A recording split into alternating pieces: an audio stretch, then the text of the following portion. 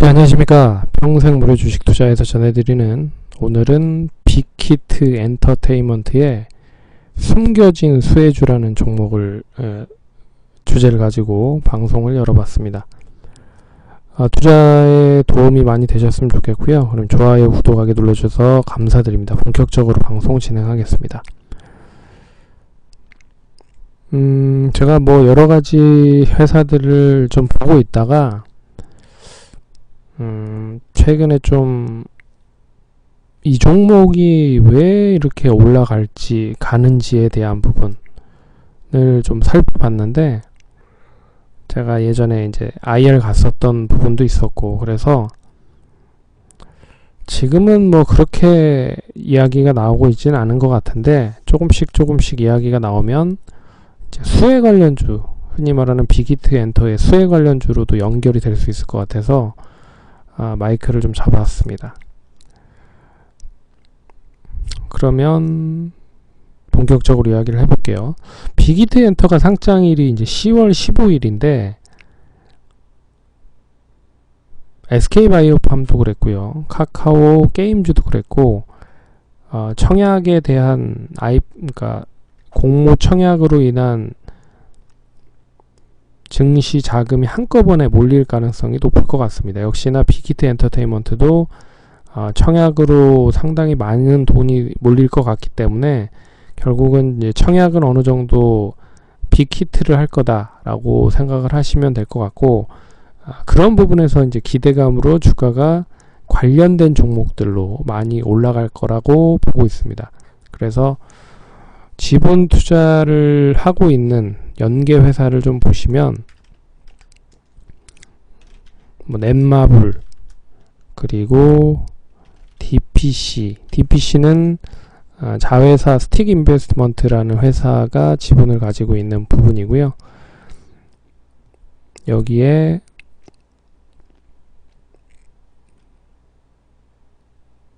대충 찾아보니까 한 이 두 개 회사가 좀 제일 컸었던 것 같고, 그리고 드라마 뭐 일본에 대한 BTS의 판권을 가지고 있는 키이스트, 그리고 음원 관련된 부분에 뭐 드리머스 컴퍼니, 뭐 이런 종목들이 좀 움직이는 모습들을 보였더라고요.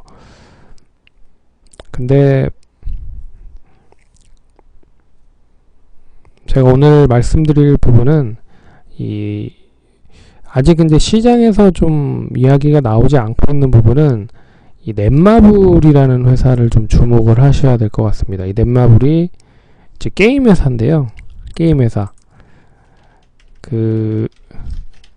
방준혁이라고 하는 예전에 플래너스라고 하는 게임 회사의 대표셨고, 방시혁 대표하고는 사촌지간으로 알려져 있습니다.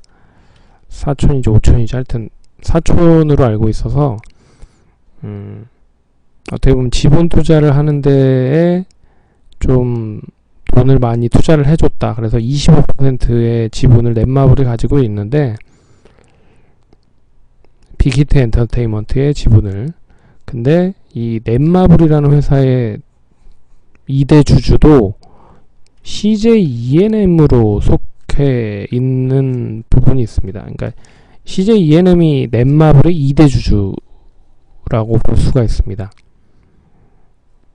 여기 보시면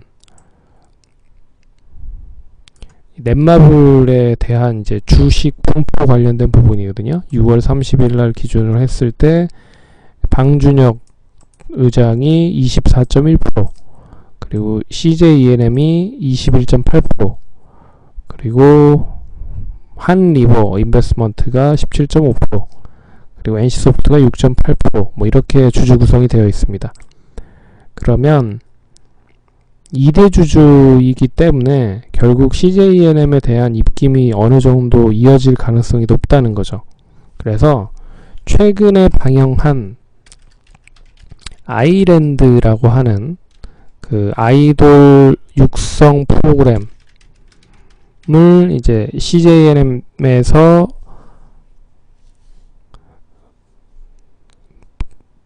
채널을 투자를 하고, 그래서 빅히트 엔터테인먼트에서 드라마 그 기획 제작을 해서 이제 만든 프로그램 아이랜드를 이제 본격적으로 6월 달부터 이제 방영을 시작을 했고 9월 18일 엊그저께 마무리가 됐습니다. 그래서 여기에 나와 있는 육성 아이돌을 또 연말에 또 런칭을 시킬 거라고 하는 걸로 봤을 때는 기존의 그 엔터테인먼트 업체들이 하는 방식을 그대로 빅히트 엔터테인먼트도 고수할 가능성이 높다.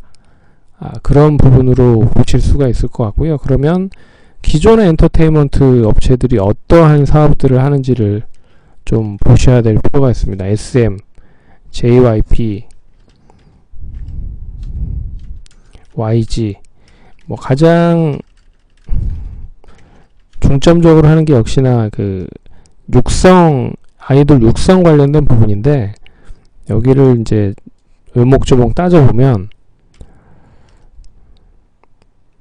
기본적으로 이제 드라마나 영화 관련된 제작을 하는 그런 컨텐츠 제작 관련된 업체들을 상당수 SM도 그렇고요.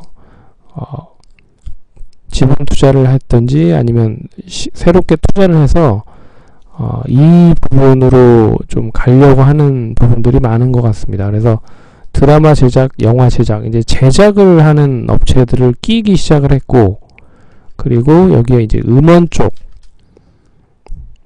관련된 부분을 끼기 시작을 했고, 여기에 이제 아이돌 육성, 이런 부분을 만들었다는 부분이죠. 그래서 이런 걸 종합적으로 해서 엔터테인먼트에 관련된 부분으로 연결을 시켰다. 여기에 가장 좋은 거는 이제 채널을 보호를 하는 거겠죠. 예. 그래서 SM이 키스트에 지분을 투자한 것도 그 일본의 그 유성방송 채널 관련된 부분으로도 이 키스트가 보호를 하고 있어서 SM이 투자를 한 부분이고, YG도 다양한 굿즈 이런 부분 상품을 만들기 위한 사업을 좀 진행을 했고, 음식점이라든지 다양한 부분으로 연결을 하는 부분이죠. 그래서 이 빅히트 엔터테인먼트도 결국엔 이런 부분으로 그대로 간다라고 하면 이 CJ ENM의 입김을 받을 수밖에 없다라고 좀 보고 있습니다. 그래서 CJ ENM의 입김을 역시 이제 마케팅 채널을 이용을 한 이제 방송 관련된 부분으로 연결을 조금씩 하기 시작을 하고 있는 것 같고, 두 번째로 이제 이런 부분들의 사업을 진행을 할 텐데, 그 중에서 하나가 제가 봤을 때는 이 지니뮤직과 연계가 될 수 있을 가능성이 크지 않을까라는 생각을 좀 해봤습니다. 지난번에 이제 IR도 갔었는데, 지니뮤직은 참고로 우리나라에서 CJ ENM 그리고 LG 플러스가 주주 참여 후에 사업 확장을 진행을 하고 있고요. 1대 주주는 KT가 보유를 하고 있는 업체입니다. 그래서 CJ ENM과 LG 플러스, KT, SK가 드리머스 컴퍼니, 예전에 그 아이리버라는 회사와 그 전으로 올라가면 이제 로엔이라고 하는 회사를 가지고 있었는데, 이제 공정거래위원회에서 이제 지분을 어쩔 수 없이 팔 수밖에 없어서 그걸 이제 사모펀드 쪽에 팔았고, 그 부분이 현재 카카오가 인수를 하면서 이제 카카오가 로엔과 같이 공생을 하기 시작을 하는 모습을 보였고, 그리고 SK는 최근에 웨이브라고 하는 그런 부분과, 그리고 밑에 또 설명을 해드리겠지만 여기부터 설명을 먼저 해드릴까요? 플루라고 하는 브랜드를 가지고 이 SK텔레콤은 독자적인 행보를 하고 있는 부분들이 나타났습니다. 여기에 이제 빅히트 SM이나 JYP 같은 이런 그 음원들을 받아가기 시작을 했고요. 계약을 하기 시작을 했고, 이 어떻게 보면 이제 통신사 쪽에 음원 관련된 회사들이 있다라고 생각을 하시면 될 것 같은데, 여하튼 이제 KT나 LG 플러스가 지분을 보유를 했고, KT가 1대 주주, LG와 CJNM이 2대 주주, 뭐 3대 주주로 등극을 해 놓은 상태라, 이쪽에 포커스를 맞춰져 있고 뭐 하는 그런 업체입니다. 그리고 뭐 1위는 멜론과 카카오가 이제 연합을 한 그런 업체라고 생각을 하시면 될 것 같고요. 뭐 여기 이 밖에도 이제 뭐 NHN 벅스도 있고 소리바다도 있고 뭐 이런 부분들이 있지만, 이거는 이제 제외를 하고 1, 2, 3등만 봤을 때 뭐 이런 부분들로 나누어지고 있다라고 생각을 하시면 될 것 같습니다. 그래서 이렇게 좀 나눠지고 있을 때 어떻게 보면 1등 멜론은 워낙 좀 카카오와 연계를 해서 상당히 좀 많이 커진 상태라고 좀 보고 있어서 어떻게 보면 2등 싸움을 하고 있다라고 생각을 하시면 될 것 같은데, 2등 싸움을 하는 데 있어서 그래도 KT U+가 SK보다 더 규모가, 예전에는 뭐 5대 3대 2 정도 수준이었는데 요새는 SK가 조금씩 좀 줄어들고 있는 추세라고 좀 볼 수 있어서, 어떻게 보면 SK보다 KT U+가 합친 게 더 통신사 부분에서도 더 큰 마켓이 됐다라고 볼 수가 있는 부분입니다. 그래서 결국 SK를 제외한 KT와 LG 쪽에서 지분 투자를 했고, 그리고 CJM도 지분 투자를 했고요. 거기에서 이제 종합적으로 밸류 체인을 만들어서 좀 진행을 하려고 하는 그런 업체라고 생각을 하시면 될 것 같습니다. 그래서 통신 신규 가입을 했을 때 이제 부가 서비스를 뭐 3개월이면 3개월, 5개월이면 그 의무적으로 이렇게 들게끔 하는 부분들이 있잖아요. 그래서 그런 부분과 뭐 번들링 상품이라고 해서 요금제와 같이 결합한 그런 상품들을 이제 KT나 U+ 쪽에서 계속적으로 이제 사용을 하게끔 만들고 있고, 그리고 B2C는 이제 지니뮤직 쪽에 이제 개인들에 대한 음악 서비스를 진행을 하고 있는 부분들이 있고, 그리고 CJNM은 이제 전담 음원 관련된 부분을 유통을 하는, 그리고 제작을 하는, 그런데 뭐 어떻게 보면 이제 분업화가 잘 돼 있는 상태다라고 생각을 할 필요가 있는 부분이죠. 그래서 음악 서비스 플랫폼 쪽이 74%, 그리고 음악 콘텐츠 사업 관련된 제작 유통 쪽이 26% 정도의 매출을 만들고 있다. 근데 여기에 제가 봤을 때는 CJNM 쪽이 결국에는 이제 빅히트 쪽과 넷마블로 연계가 될 수 있는 부분들이라, 이번에 아이랜드를 만들었었던 부분도 있지만 음원 쪽도 조금씩 좀 넘어올 가능성이 높지 않겠느냐라는 생각을 해볼 수 있을 것 같습니다. 그래서 최근에 계속 이제 실적이 좋아지고 있는 흐름인데, 5G 시장이 개화가 되면서 음악 서비스 접점이 확대가 되고 있다. 그래서 디바이스 컨버전스를 통한 시장의 성장이 지속되고 있다. 뭐 이런 부분이고, 그래서 3대 주주사가 시너지가 상당히 좋다. 뭐 이런 부분인 것 같습니다. 그래서 유료 가입자가 지속적으로 확대되고 있다. 그리고 뉴 디바이스, 뭐 AI 스피커나 IoT 관련된 부분에 있어서도 음원 관련된 니즈가 상당히 많이 필요하고 있다. 뭐 이런 부분들입니다. 그래서 CJNM 킬러 콘텐츠 기반 다양한 사업 시너지를 창출할 거다. 뭐 이런 부분들인데요. 그래서 차트를 좀 보시면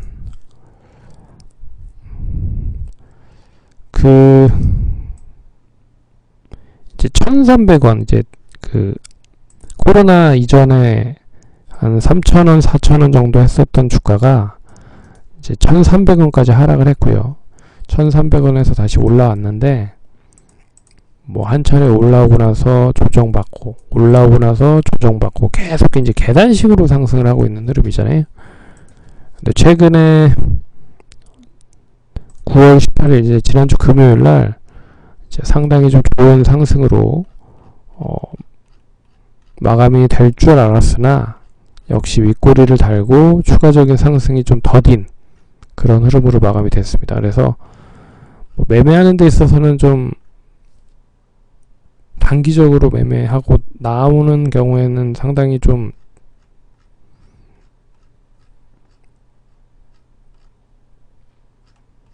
발빠르게 대응을 했으면 좋다라고 좀 볼 수 있지만 그렇지 않다라고 했을 때는 보유를 하고 있는 입장에서는 좀 짜증나는 그런 흐름이 나왔다는 거죠.